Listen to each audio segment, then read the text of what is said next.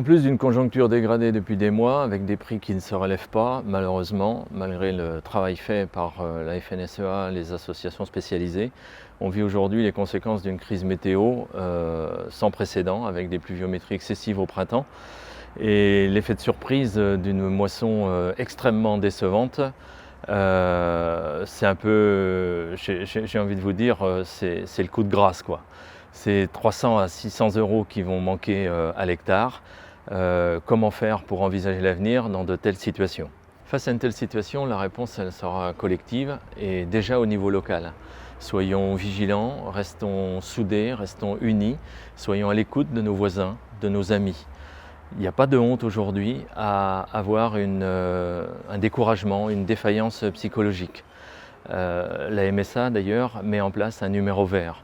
Invitons les gens qu'on voit en fatigue à appeler la MSA. La réponse sera également collective et nous mettons en œuvre tous les outils réglementaires qui sont à notre disposition. Fonds de calamité, dégrèvement de taxes foncières, assurantiel, échelonnement MSA, demande de dérogation pour les SMIC couverts. L'Europe qui aujourd'hui n'arrive pas à nourrir ses agriculteurs, doit-elle leur imposer des règles absurdes? Je pense qu'on peut quand même y surseoir un instant. Le 29 août, nous rencontrerons les parlementaires. Qu'est-ce qu'on veut faire de notre agriculture? C'est effectivement maintenant que ça se joue. Face à une telle situation, les politiques doivent aussi prendre leurs responsabilités. Il nous semble essentiel de se poser les bonnes questions par rapport au fonctionnement européen. Harmonisation sociale, harmonisation fiscale, régulation de la production. Au niveau national, nous avons travaillé sur la loi Sapin II. Elle doit être mise en œuvre rapidement au travers de la signature des décrets pour permettre une autre construction du prix payé aux producteurs. Il faut inverser le mode de fonctionnement actuel.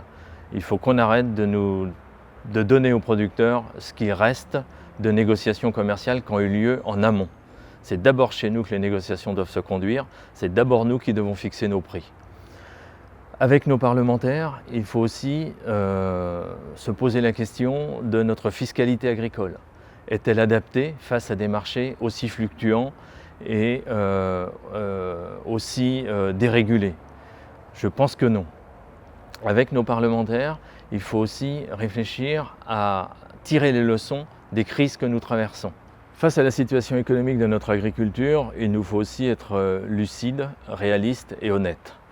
Aujourd'hui, certains agriculteurs, certaines agricultrices feront sans doute le choix de sortir du métier. Ils doivent le faire dignement, c'est un choix personnel, ce n'est pas un échec et ils doivent être accompagnés aussi dans ce sens. Il n'est pas normal que des familles d'agriculteurs aujourd'hui se voient contraints de rester parce que pas de solution à l'extérieur ou alors sortir avec plus que sa chemise sur le dos. Il nous faut sortir de cette situation-là. Une crise telle que nous traversons, économique et météorologique, n'est la responsabilité individuelle de personne. Donc les réponses, je le dis, elles doivent être collectives, elles doivent être vécues dignement.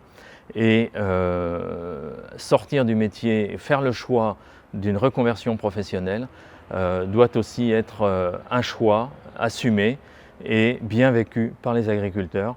Et il faut aujourd'hui se poser la question dans ce sens. Cette crise, nous en sortirons forcément. Il n'y a pas de situation sans issue. Maintenant, est-ce qu'on est capable aussi dans ce pays de réfléchir à des dispositifs tels que l'assurance revenu? Et est-ce qu'on est capable aussi de mettre un véritable frein, un véritable arrêt à l'empilement réglementaire?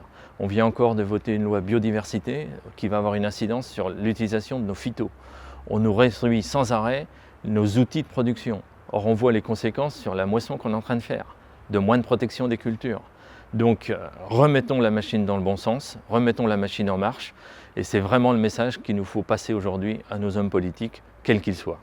Ne baissons pas les bras, des crises, l'agriculture française en a déjà connu, largement aussi graves, et c'est toujours dans le collectif et uni que nous avons surmonté les défis.